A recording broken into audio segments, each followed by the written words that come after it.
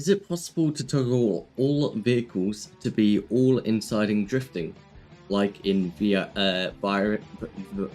gonna restart that question because I cannot pronounce that word at all.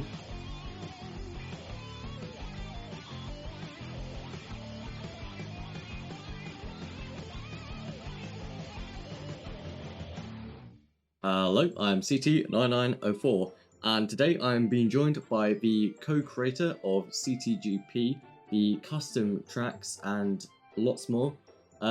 Mainly the mod for Mario Kart Wii to play online. Chadderz. Hello. Nice to Yeah. meet you. How are you? I'm doing well, thank you. How are you? Yeah, not too bad, thank you. Pretty good. Good. All right, shall we jump into the first question? Let's do it. How long did it take you guys to make CTGP?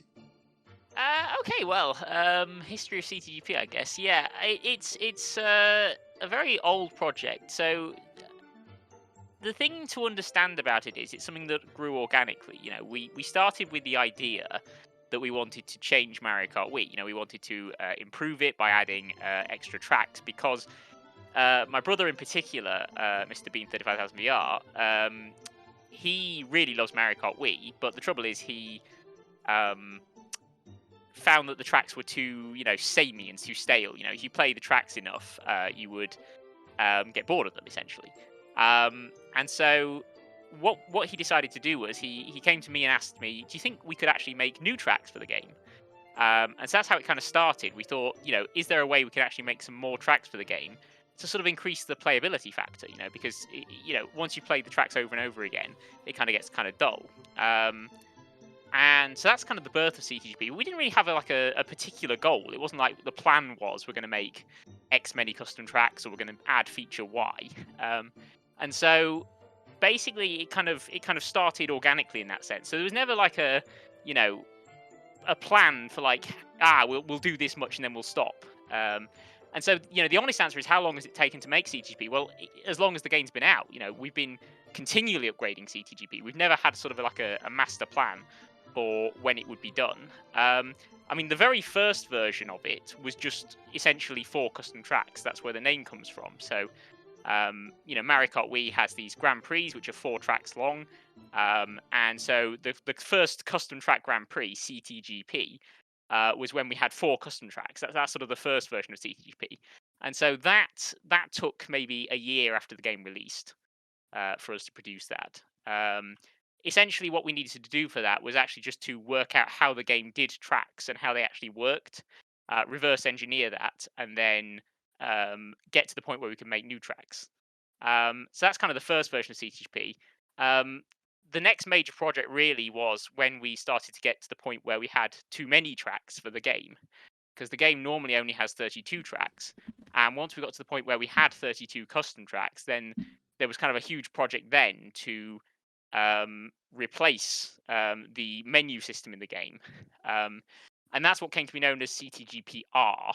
And so that took maybe 3 years after the game came out. There was sort of 3 months of core development work that went into actually making the new menu system. Yeah, and then since then it's just been incremental features. Really, we just keep improving and improving on what we've already got. So like I say, there's not really a how long it takes to develop CTGP. There's sort of lots of mini projects that have improved it over the years. But it's in continual development, and we're still developing it today. To be clear, I mean, we haven't stopped. We've only just recently released the KO mode mod, for example. Right. Okay. So yeah. So a fair amount of just sort of small, little, tiny stuff to go into making one huge, giant thing. Exactly. Yeah. Yeah. Over the course of the last 13 years or whatever, however long it's been. I mean, game came out in 2008, I think. I think we first started work in September 2008, maybe. So it's sort of been in development ever since then, really.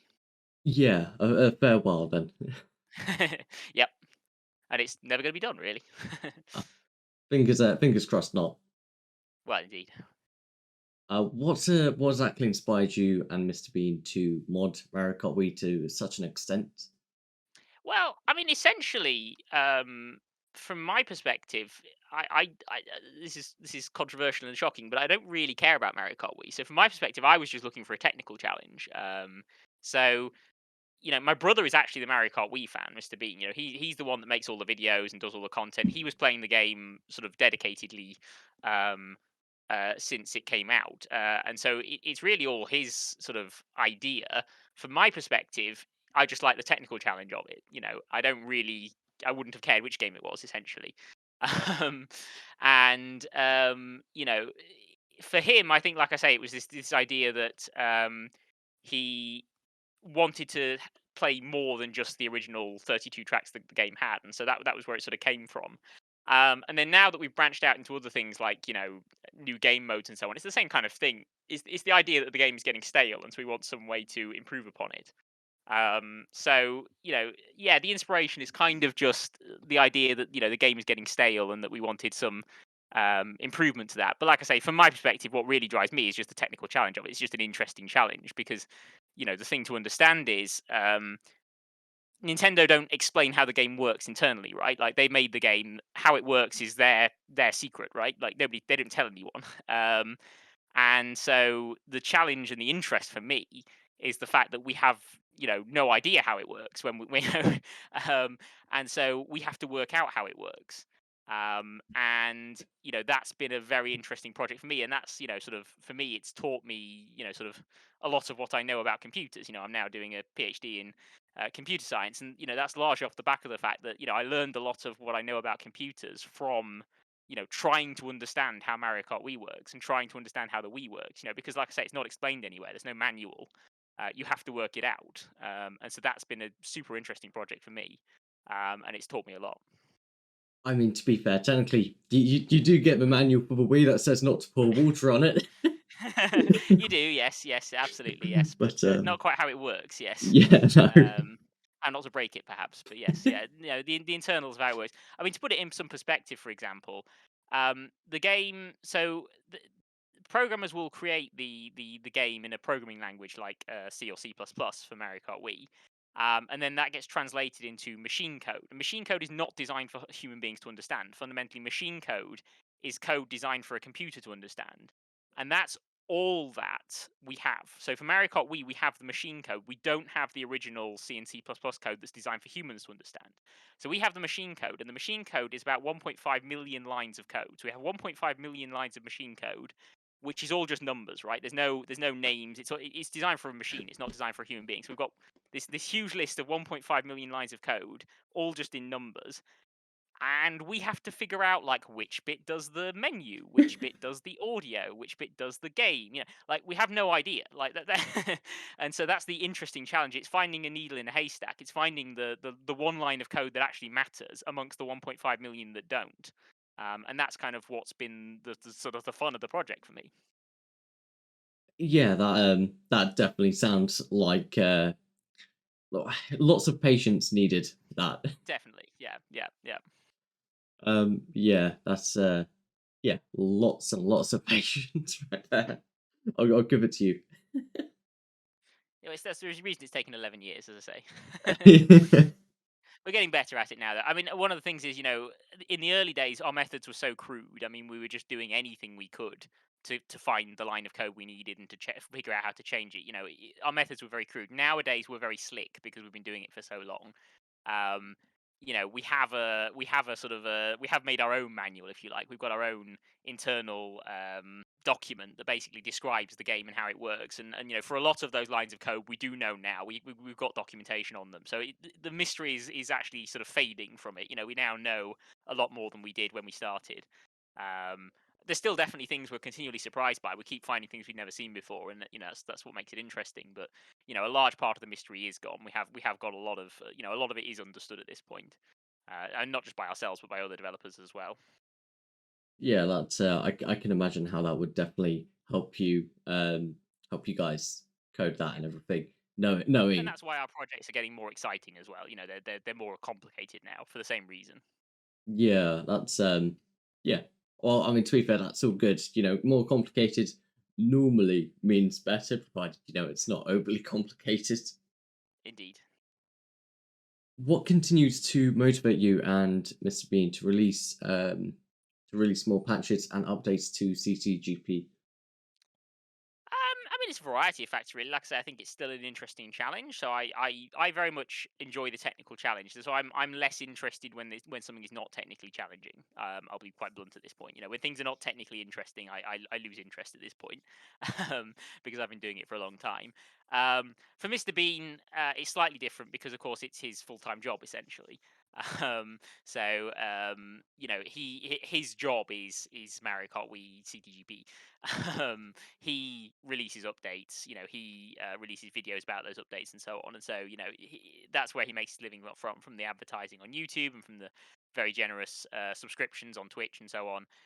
So for him, you know, obviously he's got more of an incentive than I do to actually keep it running. Clearly, um, I think, you know, like I say, for me, I like the technically interesting stuff, and I also I find myself with a real sort of sense of sort of loyalty to the project in the sense that, you know, it has been something I've been doing for 11 years, um, or more. You know, it's longer, 13 years, I guess. Yeah, for 13 years we've been working on CTGP, and so, you know, it's a crazy amount of time. And so, you know, whenever, you know, particularly whenever anything goes wrong badly, I sort of feel a great sense of like loyalty that I have to, you know, go and fix that thing, you know, and go and improve upon it. So particularly, you know, for example, recently we've had a few incidents where, unfortunately, people have broken through our anti-cheat. So we have an anti-cheat system to try to prevent cheating in online play. A couple of occasions recently that's been broken through, and that sort of really sort of like gets me like, you know, wanting to fix it quickly because it's, you know, it's my, you know, it's a project that I've been, you know, working on for so long that I don't want to see it, you know, sort of tarnished by cheating. Yeah, you know, I think for me it's the technical challenge that keeps me interested, and for my brother, like I say, it's more of a you know, a duty to his fan base at this point to keep it going. Yeah, that's fair enough. It's like your own little kind of baby that you want Yeah, to like exactly, kind of exactly. protect. Quite an old baby at this point, 13. And I think the other thing as well is one of the things that we've had to face recently is the, the fact that, you know, Nintendo Wi-Fi connection got shut down some years ago now. I forget how many, but quite a few. um, and Nintendo no longer support the product, right? They no longer care particularly about Mario Kart Wii, which is fair enough. And you know, they no longer fix it if it went wrong. And one of the things we had in particular that was sort of interest recently is there was the prospect that actually you could write a virus for Mario Kart Wii. So it was discovered, first of all, by Mr. Bean, and then others subsequently separately. It was discovered it would be possible to write viruses for Mario Kart Wii that would actually infect other Wiis that were being played with. So you could write a virus that would, you know, sit on one Wii and then it would transfer itself to other Wiis that were playing in Mario Kart Wii. With the first Wii, and obviously because the product is out of support, Nintendo's not going to do anything about that now. You know, then they no longer care. And so it's sort of, you know, who was going to fix the problem? It sort of fell to our lot, and so, you know, we worked together with the Wiimfi team to develop, you know, effectively an antivirus for Mario Kart Wii, to prevent this from happening. And that was a sort of a real, you know, sense of like, you know, that was a real sense of duty in the sense that if I don't do this, who else is going to do it, sort of thing. You know, who else is actually going to make this antivirus? Because, you know, we know that the threat of the virus exists. Um, and so if nobody makes the antivirus, you know, there's going to be some serious damage caused, you know, and in the limit, people could use the virus to destroy other people's Wii's, which would obviously be very sad.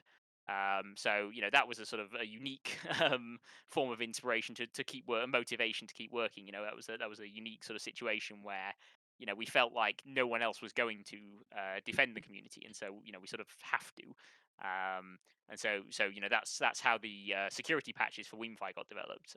Was a sort of, you know, a sense of duty, like I say, to try and protect people from threats that at the time didn't exist, but that subsequently got found. So it's a good job we did, sort of thing. Yeah, well, thank you guys for being our knights in shining armor No for doing trouble, no that. trouble. Yeah. Yeah, I can imagine how a pandemic of COVID among the Wii's could be very bad. Yes, yes, not quite the same, not quite the same, but yes, no, yes. Unfortunately, it could have literally destroyed people's Wii's, which would have been very, very stupid if that had happened. Yeah. Um, And like I say, without knowing Nintendo was not going to do anything because as far as they're concerned, the game is discontinued, the service is discontinued. Yeah, we felt a real sense that we had to do something, and we did ultimately. So we can rest easy.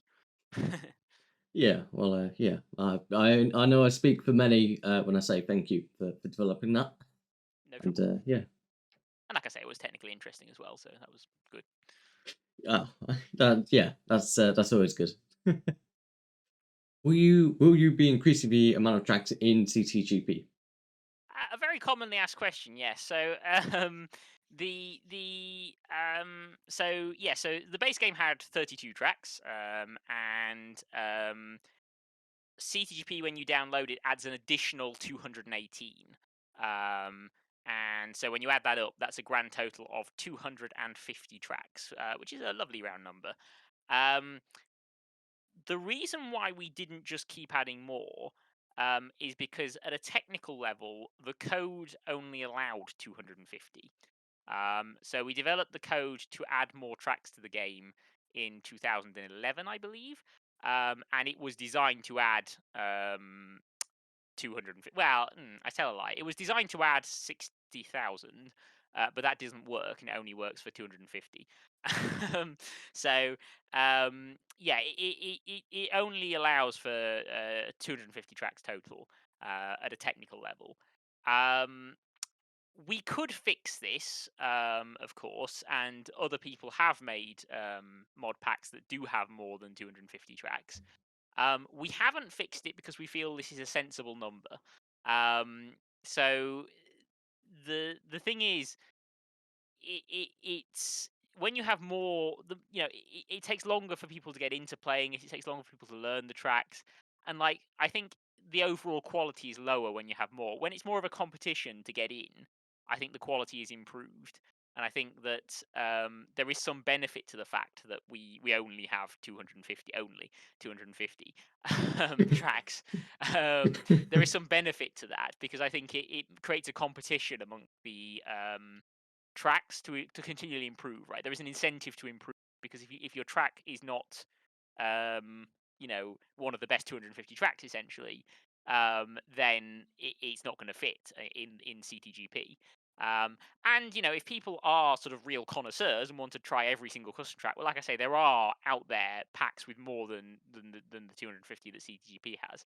So like I say, it is a technical limit, but it is one that we could fix, but are sort of choosing not to. Um, I will say though, I consider Mr. Bean to be in charge of CTP's development, not me. I just help.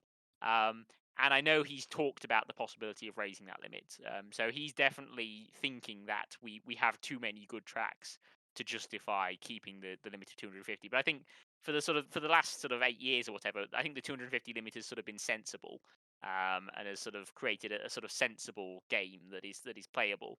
Um, I mean, there are some other things we'd have to worry about. If we had more, we'd have to worry about the file size on your SD card. So at the moment, CTGP has to be played from SD card, and SD cards are commonly not that big.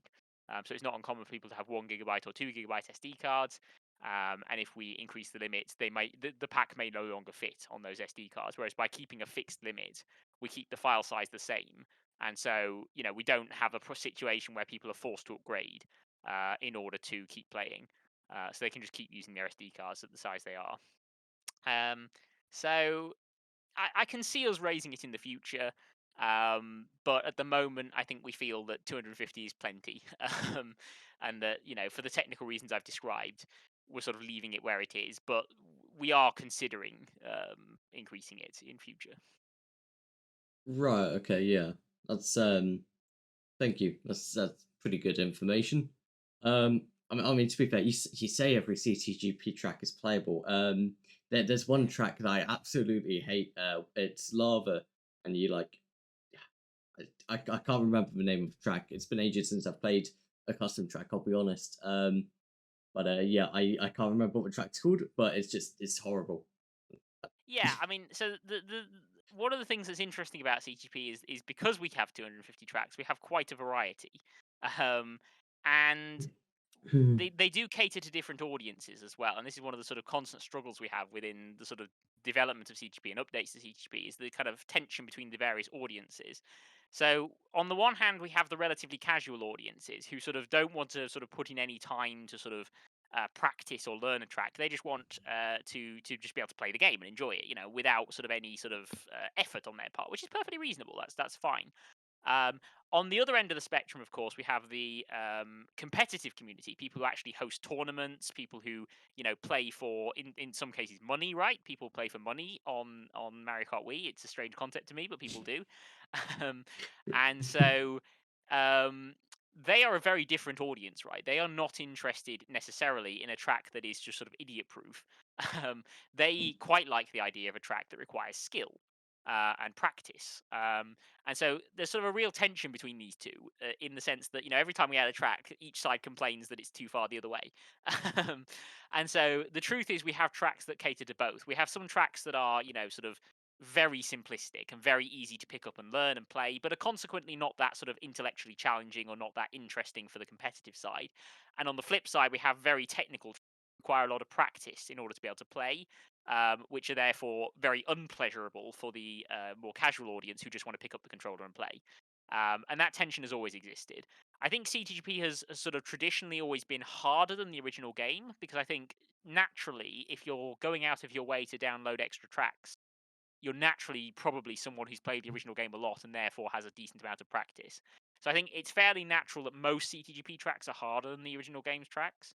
However, um, it's not, we have this tension, like I say, and it's not our position to favor either community. We're not trying to make a pack that is exclusively competitive, nor are we trying to make a track that is exclusively casual.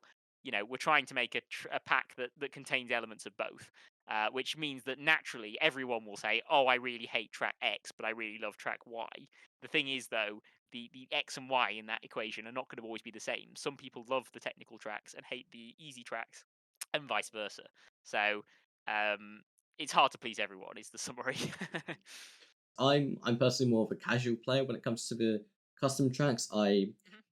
I mean, to be the standard Wii tracks, I do play. However, the custom tracks, just because there are so many, I just don't put in the time to learn the tracks. I Yeah, really exactly, should. exactly.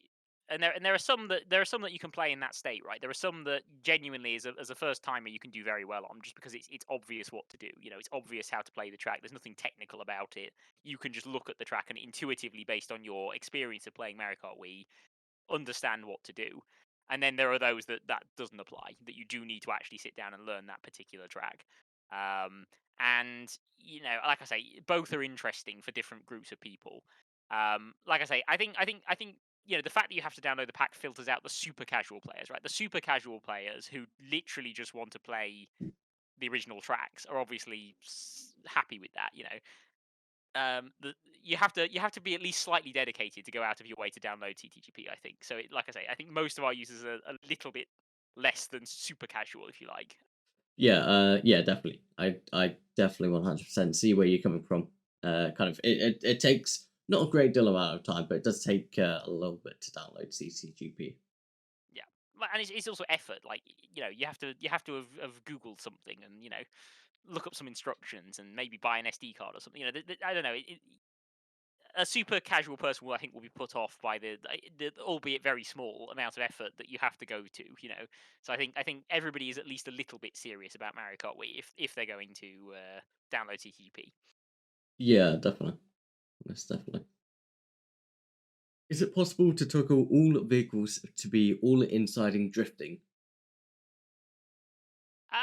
Yes. So I think there are other packs that do this. The At this point, we can do a lot of things. I mean, is it possible question? Um, a lot of things are possible, right? It's whether we will or not.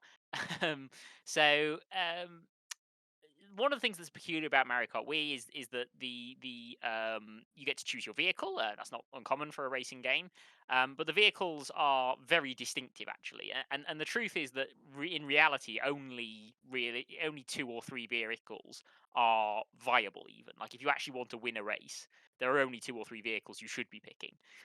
And if you pick anything else, you're basically shooting yourself in the foot. Um, at least at a serious competitive level.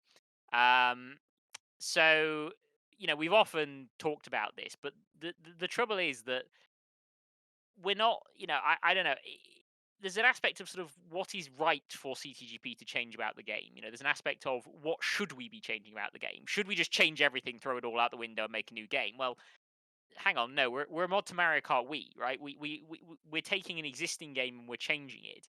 The question is, what should we change? Should we change everything, or should we leave things the same? And if we change everything, we've made a different game. That's not what people wanted to play. um, so I think there's an aspect where we want to sort of keep some things the same, right? We don't want to fix everything. And I think that different communities want different things fixing. Again, I've spoken about it previously, but there's tension between sort of the more casual player versus the more serious sort of competitive player. They want different things about the game fixing. um, and so not everyone would be satisfied if we changed the vehicles. In fact, a lot of people would be very unsatisfied if we changed the vehicles at a fundamental level, because you know they they play the game because it feels a certain way and because it looks a certain way. And if we change that dramatically by, say, changing fundamentally how the vehicles work, um, that would be, unpalatable to a lot of people. Now, one of the things we have been doing of recent is by making changes that are optional. So, for example, our sort of normal matchmaking worldwide and custom track worldwide service is quite vanilla, and that there's not a lot of changes to it. But in friend rooms, where it's a private room where everybody has chosen to join this particular private lobby to play against the other people in it. In that situation, we can be a lot more bold with our changes, and so we have a lot more options in private rooms. So, for example, the item rain mode, which just makes the items rain from the sky, and it's chaos and ridiculous. That's a separate mode. Because obviously most people probably wouldn't, if we just turn that on everywhere, everybody would be outraged because like they would say that's ridiculous. We don't want that. So we only have that enabled in private rooms where the person actually wants to play that way. So there's a possibility we can add things like, inside drifting vehicles for all vehicles, um, as a private room feature. But we certainly would never add it as a sort of a global feature.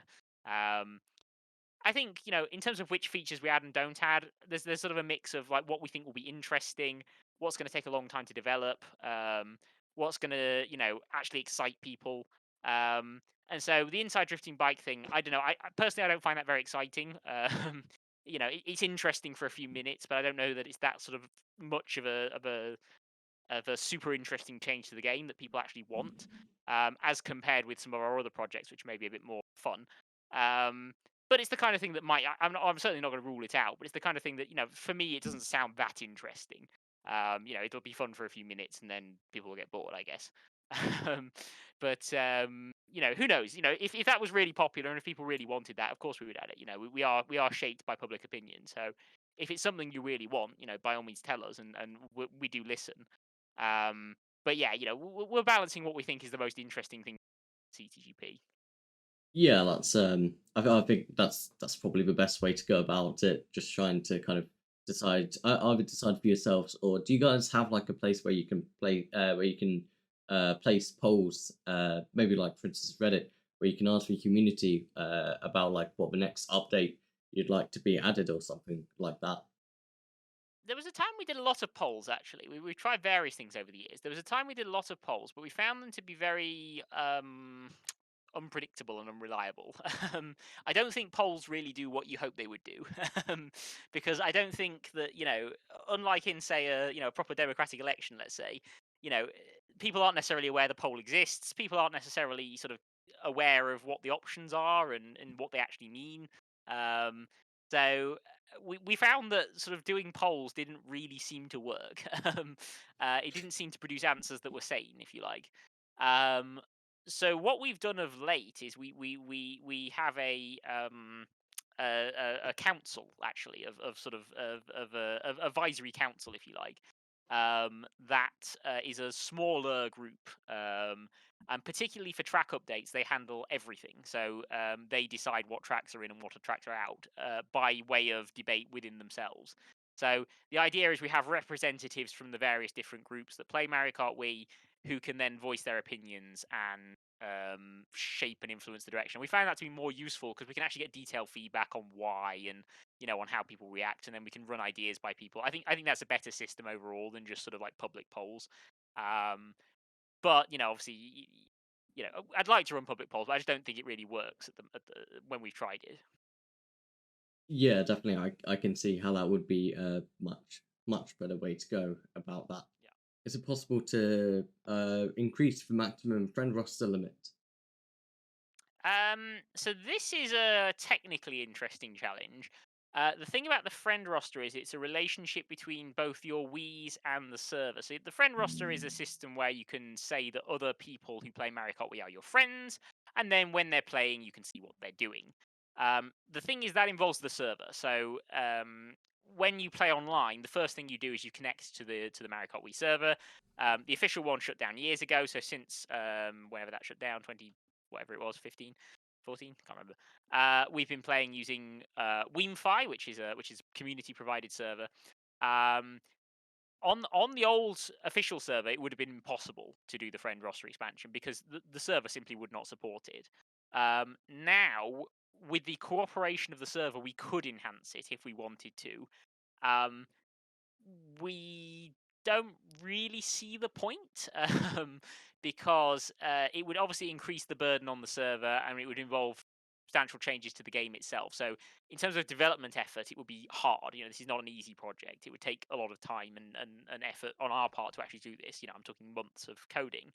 And the benefit seems negligible, especially considering one of the features that the WeFi server wonderfully does add is OpenHost. So OpenHost is a way by which you don't have to be properly friends with someone in order to join their private rooms.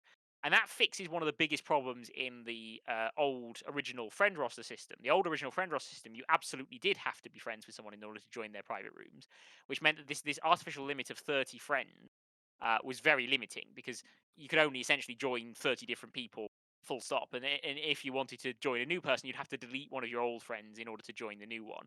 And they would also have to delete one of their friends in order to allow you to join. So that was a huge pain because before a private room started, everybody would have to spend, sort of 15 minutes adding friends and deleting other friends and making room for the friends that were going to be in that particular private room. With the advent of OpenHost, that's no longer a big issue, right? You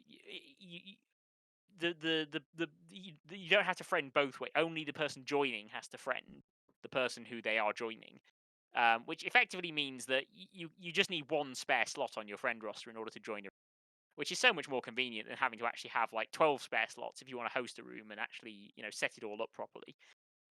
So I think that really limits the usefulness of expanding the friend roster. It would be nice to have lots of friends, of course, but yeah, I think the usefulness of expanding it is greatly limited by the fact that we have open host nowadays. I think that fixes most of the people's issues with the small 30 friend limit. And so I think the development effort for improving upon the 30 friend limit is just not justified by what you actually get for it. Yeah, I definitely see where you're coming from. With that being like just kind of it just not being like a specifically like needed thing necessary at all. As compared with adding the tracks, right? So, adding the tracks, I would say was making it so there's more than 32 tracks in the game was a similarly hard project, but was totally justified. Whereas, making it so that there's more than 30 friends is a hard project that's just not justified. Yeah, definitely. I can definitely see where you're coming from with that. If any CTGP tracks were to be in the official Mario Kart game, which tracks would you want to be in it? And like I said, I got to be honest, I don't really know the tracks that well because I don't play it that often. Because That's fair me, enough. I'm a developer. I'll But be honest, neither do I. well, that's good, good, excellent. With the blind leading the blind here. I think there are some truly stunning tracks that have been made for CGP. I think in terms of their aesthetic qualities, I think nowadays the tracks that are being created, a lot of them are of the quality of the Nintendo original tracks, which is certainly not true of the very old ideas. The very old ones were very blatantly, homemade, and had a very homemade feel to them. Um, the modern ones are very slick, and I think there's a lot of modern tracks that you could be mistaken for thinking were real. Because they are so slick and so polished that you sort of you would look at them. So I think any of those ones would be, like I say, I can't think of all the names offhand, but there are plenty of tracks that are sort of in my mind in pictures, that I think would be of sufficient standard to go in an official game.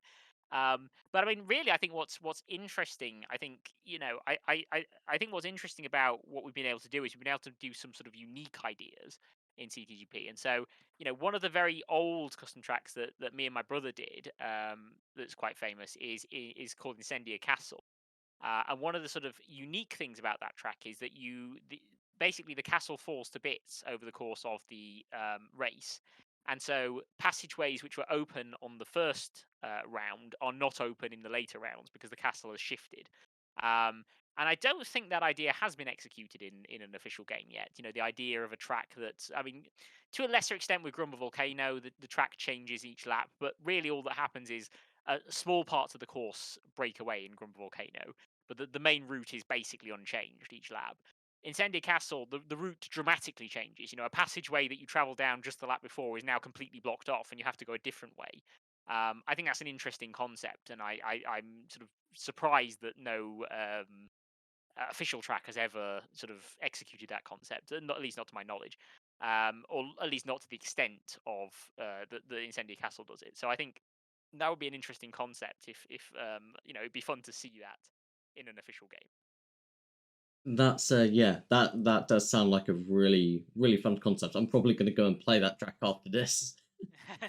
Yeah, it's very old. I'll just it's very old, so it doesn't look good at all. But the idea is nice. Right. Okay. I'll keep that in mind. Bear that in mind. It's very old. uh, and final question: what is your favorite track in Mario Kart Wii? Non-custom tracks. Oh gosh. Again, I don't really play it that much, so my answer is probably not going to be very good here. I always enjoyed GBA Bowser's Castle 3. I think it's a import from a previous game. They like to do this where they have half of the tracks in the game be from previous games and half of them be new tracks. So this one is an import from an older game. But I actually think it's a very interesting track. I always enjoyed playing it, and I think while I'm absolutely not good enough to do so, there are some very interesting shortcuts that are done on that track, particularly in competitive play. That always make it exciting to watch in competitive matches. I do enjoy watching some of the tournaments and things in Mario Kart Wii, and that's an interesting track to watch in tournament settings because these shortcuts that exist are very technically difficult, and so it really is a sort of skill test. It's whether the person is able to do this shortcut, and then the tactics around trying to block other people from doing the shortcut and so on. I think that's just very interesting to me. So I think that was a track I enjoyed playing, and sort of I also do enjoy watching good players play it. I mean, certainly I couldn't execute those shortcuts, but it's interesting to watch those that can doing those shortcuts and seeing how they're done. So I think that for me is a very interesting track. Well, yeah, I believe that to be all the questions. Wonderful. Brilliant. Is there anything you'd like to say? Any like sort of notes or just updates or generally just kind of anything kind of around CTGP? Yeah. Well, I mean, I guess one of the you know, we are still working on things constantly. I suppose to I mean, take anything we say about the future with a pinch of hot salt because the future is hard to predict. um, but one of the projects that we've been planning to do next is the online TT mode. So if anybody is interested in time trialing, the online TT is basically where multiple people do a time trial simultaneously and can see each other. So it's like a competitive race online, but you can't influence the other player. You can just see them. So it's a time trial. It's you versus the track fundamentally. The other players cannot influence you in any way. However, you can see them. And so it's sort of a hybrid between the sort of pure like skill test of a time trial and online play because like I say, you can see your competitors, but you can't interact with them in any way. So that's a mode that people, prototyped by another mod creator, and it was very popular. And so that's a mode we're looking to bring to CTGP next, probably. So that'll be the next big project, I would imagine. Like I say, pinch of salt, because these plans can change, but that's our intention. So I hope people are excited for that. And then, sort of more long term, um, one of the things that's sort of been a long-standing problem with CTGP is the fact that it's how CTGP works is also a secret, and that's not something I enjoy. The reason why it is because of anti-cheat. So CTGP includes an anti-cheat, which is designed to stop people cheating in online play. Um, in order for that to work, I have to keep it a secret how it works, which is annoying, because in the end, what we've done is we've made all of how CTP works a secret, which is stupid, really, because it shouldn't be. There's no reason why how CTP works should be a secret. It's just the anti-cheat needs to be secret. And so one of the projects we've been looking to work on, and it's something I really do hope to do, is to change that. So to make it so that CTGP is what we call open source. So that means that any programmer can download and understand how CTGP works and change it if they want to, whilst also simultaneously still having an anti-cheat that actually works. And that's very technically interesting and very technically challenging. But I think I have a solution to that problem. So I think I have a way in which we can make it so that the anti-cheat still works. People still can't cheat, and yet other programmers can actually see how CTGP works and can change it. What that would mean, and why that should be exciting to people who are not just programmers, is that other developers could actually make additional code for CTGP. At the moment, the only people who can develop code for CTGP are me and my brother, Mr. Bean, because we're the only people who know the secrets. And other people can't develop code for it because they don't know the secrets. And that is, like I say, very unfortunate, because there are some very talented mod creators in the community who are making some excellent mods. But in order to get them into CTGP, we effectively have to redo the mod, which is stupid. That's just blatantly stupid. It would make far more sense if they could develop it, using their talents. If they were able to develop it and add it to CTGP, that would be so much better. And so one of the things I hope the future will contain is this future world in which we can stop CTGP's code being a secret, and we can still have the anti-cheat, because unfortunately the anti-cheat is always going to be necessary. Unfortunately, we've seen time and time again, there are plenty of people with the motive to cheat in Mario Kart Wii. It's very sad, but that's the way it is. And given that people play for prize money in tournaments, it's obviously unacceptable for there to be cheaters in that kind of environment. So we need the anti-cheat, but we also would like the ability for other programmers to contribute to CTP. So I'm hoping that the future will contain both the best of both worlds, and that we will be able to have a situation where the anti-cheat is still correct and working, and yet other developers can contribute to the CTGP and to improve it going forward. I think that'll be a much more appropriate future for CTGP. And I think that would take advantage of the talent that the community has in terms of developing mods, rather than just sort of limiting everything by myself and my brother, and forcing us to have to code everything. Essentially, just it take a little bit of pressure off you two, and it allow Absolutely, more yes. Yeah. creativity in the community. And more innovation, right? It's like a open market versus closed. Yeah, You allow innovation. You allow you allow other people. Like I say, there are people creating cool mods. And questions like our earlier one we had about the inside drifting bikes. Well, if the code for CTP was open, you could just go and do that yourself, right? Or you could hire someone to, But unfortunately, at the moment, the only people who can do it are me and Mr. Bean, because of the secret nature of the code. Which is, like I say, silly, but necessary for the anti-cheat in the way that it works at the moment. But yes, I'm hoping that I can replace the anti-cheat with a cleverer system that doesn't rely on the fact that CTP's code is secret. So yeah, watch this space. brilliant. Thank you for coming on. Thank you for talking. Always a pleasure. Thank you. We can hopefully have any more questions in the comments. I'll ask you if that's okay, and then I can reply to them in the comments. Brilliant. Thank you for coming on, and yeah, thank you for watching.